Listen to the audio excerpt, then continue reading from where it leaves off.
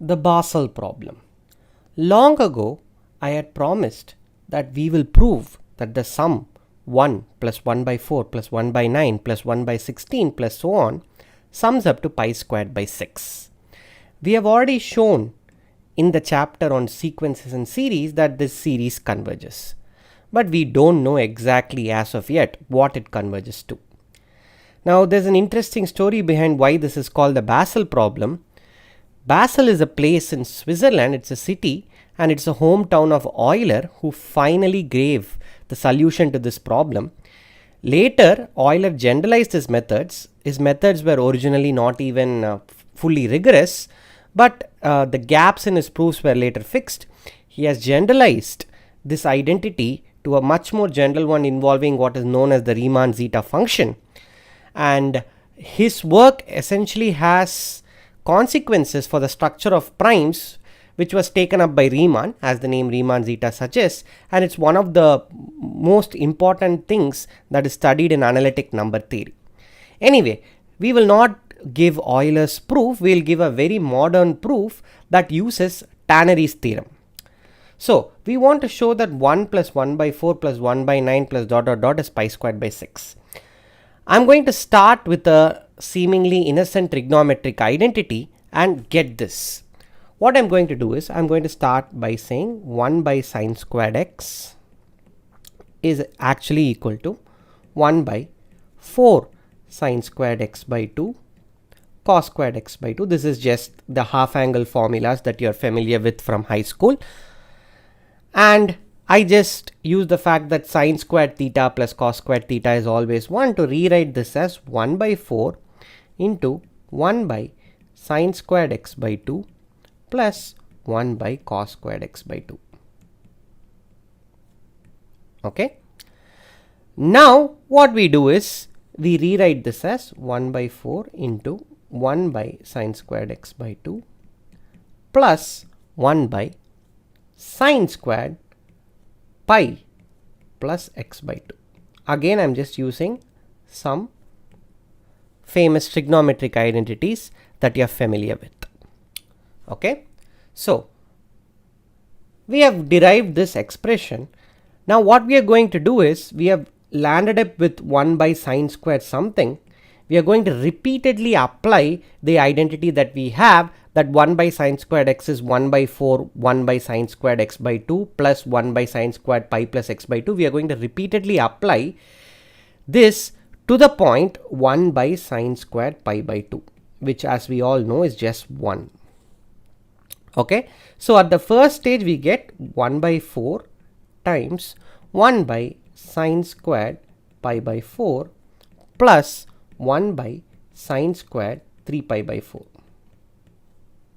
Okay, note this observation will become important in the future. Note that the term here is actually just sine squared pi minus pi by 4, right?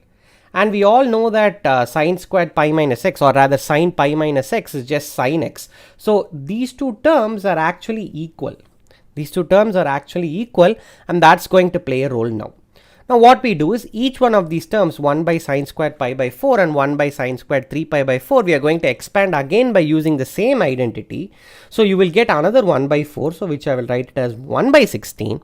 Then this sine squared pi by 4 will just become sine squared pi by 8. Okay, plus let me deal with this sine squared 3 pi by 4 term first. So I will get plus 1 by sine squared 3 pi by 8. Then I have two terms coming from the second part of this identity. So what will happen is I will get 1 by sine squared of 5 pi by 8 plus 1 by sine squared of 7 pi by 8. These are the other two terms. Okay, so essentially I'm just applying this identity again and to both these terms. So you will get a pi plus x by 2. That's why you are getting a pi plus pi by 4 by 2, which is 5 pi by 8, and similarly 3 pi by 4, 3 pi plus pi, sorry, I got a bit ahead of myself.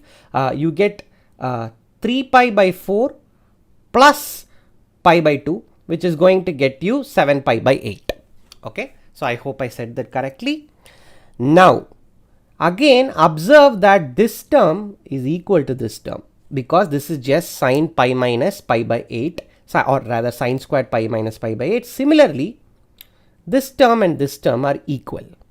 Okay, now again each one of these terms I expand once again by using the same fact. So sine squared pi by 8 will just become sine squared pi by 16. Then I'll get a sine squared pi by 8 plus pi by 2, so on and so forth. I will get many terms, and a bit of thought will tell you that the general form of this is just summation, rather 1 by 4 power n summation k running through 0 to 2 power n minus 1 by sine squared 2k plus 1 pi divided by 2 power n plus 1. Okay, so if you want to prove this rigorously, just do induction. Induction proves this rigorously. Alternatively, just observe that each one of these terms will give 2 children, and each one of these terms will give 2 children, 2 children, 2 children. So you will get 8 terms, and you will get all the odd multiples of pi power 2n plus 1 at the 2 power n plus 1 stage. That's what these are. Okay, so you can either, if you are really pedantic, you can just do induction. If not, you can just observe that this is in fact true. Now remember this observation that I said, the first term is equal to the third term, the second term is equal to the fourth term. Well, this holds even in this general expression. So what you need to essentially observe is that you don't need to sum up till 2 power n minus 1. You can stop at 2 power n minus 1 and just take a 2 outside. So this is just 2 by 4 power n summation k equals 0 to 2 power n minus 1 minus 1 by sine squared 2k plus 1 pi divided by 2 power n plus 1. Okay, so what I'm essentially doing is, since I know that there are certain terms that are going to be equal, I'm just counting each one of those terms twice. I'm just putting a 2 outside and going only till 2 power n minus 1. Okay, again this will follow just with a moment's thought of why this is true. Now here is the part where I'm going to apply Tannery's theorem. First, observe that limit capital N going to infinity of n sine x by n. Okay, this is just x. This is just x, which you can just see by rewriting this as sine x by n divided by x by n times x. Okay, and as n goes to infinity, this becomes of the form sine 0 by 0, sine x by x or sine y by y as y goes to 0. So this converges to 1 and you are left with an x. Okay, so now what you do is you set n equal to 2 power n, 2 power small n, and x equal to 2k plus 1 pi by 2. Okay, and you apply this as you take n to infinity in this expression. Okay, just take n to infinity in this expression and do term by term limits and see what happens. Okay, so when you do that, you will get 1, which is what we started off with. We just started expanding 1. That's just going to be 8 by pi squared summation k equals 0 to infinity 1 by 2k plus 1 the whole square. Okay, so what I have essentially done is I have gotten a series. I have got that this series sums up to 1. Okay, then I take n to infinity. That expression will still be valid because the finite sums are all 1. Therefore, when I take it all the way to infinity, I'll still have this. Okay, then what I'm doing is I'm taking the limits essentially inside. Instead of I want to do limit n going to infinity here. Okay, I'm just taking the limit n going to infinity inside and using this observation that sine x by n as limit n goes to infinity is just x, where n equal to 2 power n and x equal to 2k plus 1 pi by 2. Under these settings, I'm just taking the limit inside, and this part is where Tannery's theorem is used.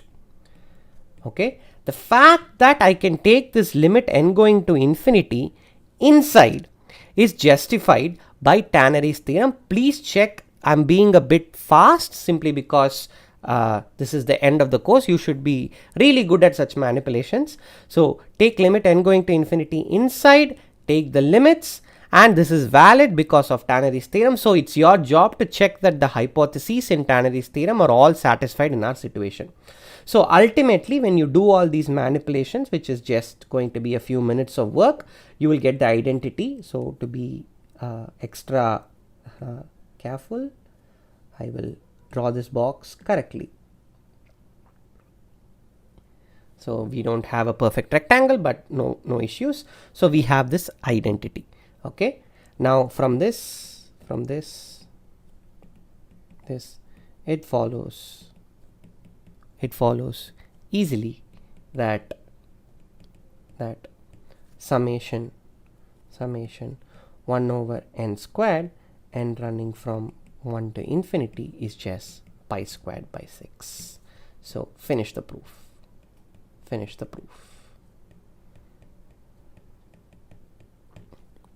Okay, so this is a very clever and somewhat difficult proof, simply because it isn't clear exactly how such a proof was thought up of. This is from a paper and the author has not mentioned exactly how he has managed to come up with this proof, but nevertheless this is one of the simplest proofs of this identity that I could find. Of course, the one key fact that makes this proof a non-elementary proof is that you need to know Tannery's theorem for this to be true. To see this proof, you need to know Tannery's theorem, but we have already done Tannery's theorem in this course, so I thought, why not present a proof that uses stuff that we have already studied. Okay, so this finishes the proof. This is a course on real analysis, and you have just watched the module on the Bessel problem.